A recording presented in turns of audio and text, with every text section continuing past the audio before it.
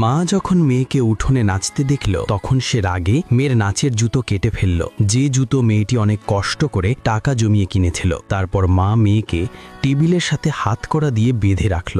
আসলে মা তার মেয়েকে নাচতে দিতে চায়নি, কারণ তার নিজের যৌবনে এক ভয়ঙ্কর ঘটনা ঘটেছিল। তখন সে একটি নাচের একাডেমিতে সব সময় কেন্দ্রীয় মঞ্চে পারফর্ম করত, কিন্তু একদিন নতুন এক মেয়ে এসে অসাধারণ নাচের মাধ্যমে তার জায়গা দখল করে নেয়। অহংকারে জ্বলে উঠে সে প্রতিশোধ নেওয়ার সিদ্ধান্ত নেয়। একই হাসপাতালে যেখানে দুজন একই সময় সন্তান জন্ম দিয়েছিল, সেখানেই সে তার নিজের মেয়েকে সেই ডান্সারের মেয়ের সঙ্গে বদলে দেয়। ফলাফল, আসল ডান্সারের মেয়ে বড় হতে থাকে এক গরিব ঘরে, আর তাকে নাচ থেকে সম্পূর্ণ দূরে রাখা হয়, যাতে একদিন সে নিজের আসল মায়ের মেয়েকে ছাড়িয়ে না যায়। একদিন মেয়েটি কাজ করতে করতে টিভিতে একটি ডান্স শো দেখছিল, যেখানে বিখ্যাত ডান্সার তার মেয়ের সঙ্গে নাচছিল।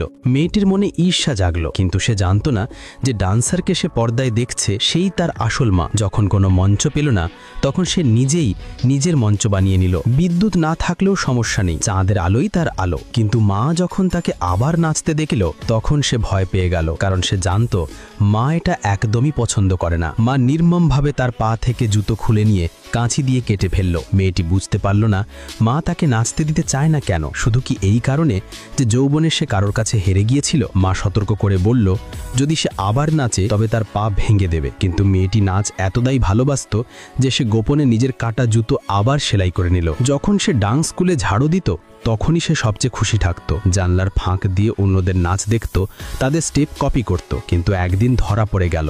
ডান্সার ভাবল সে তো শুধু একজন ক্লিনার, নাচের কোনো যোগ্যতা তার নেই। কিন্তু মেয়েটি সঙ্গে সঙ্গে ডান্সারের মেয়ের ভুলগুলো বলে দিল। সে প্রতিবার ঘুরে দাঁড়ানোর পরেই ভারসাম্য হারায়।